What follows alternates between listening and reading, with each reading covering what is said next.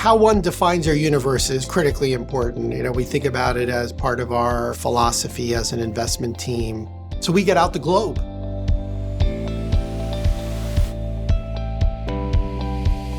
We don't overemphasize the financial markets. It's really about country analysis. We're trying to take apart a country piece by piece and be able to almost like reconstruct it. And we do have team members who look at corporates, and here they have a global remit where they're looking at corporates across the world and really doing it in a highly focused and specialized way.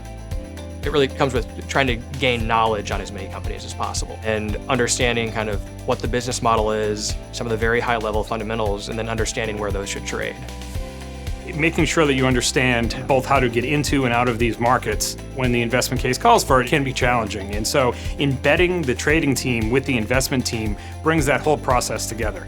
We have, from a macro standpoint, key pillars we look at. What's happening in the real economy, what's happening in the fiscal sector, is debt accelerating, is it sustainable, what's happening in the external sector, what's happening with inflation, what's happening with politics. When we see something that we like or a country that we're interested in, we do deep dives to get a firmer understanding of the economic data and better understand the details of the numbers.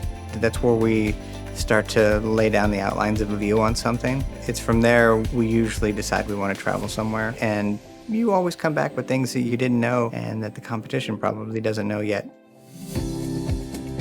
Often, if we're interested in getting exposure to the rates market in a country or the FX of a country, there's different instruments that we can choose in order to do that. They're priced differently, they have a different risk profile, they have a different liquidity profile. The primary risk factors for us are FX, local interest rates, and sovereign credit. And it may be that we can have a very nuanced view on what's happening in an economy, and one risk factor looks like a better investment idea over the others. So once we formulate a view about whether one risk factor is cheap or not, then we take that next step to go find the instrument that allows us to best express that investment view in a portfolio. They spend time on the investment thesis. We spend time on the mechanics. How do we get in and out of this market? What's the most cost-efficient way to trade? How do we identify any risks in the trade and eliminate them? So everyone on the team plays a role in doing the research. Portfolio managers, analysts, research associates. We all travel, we're all going to meetings, we're all writing up notes, we're all sharing our views and insights. But the senior members of the team, our analysts and PMs, they're also responsible for the idea generation process.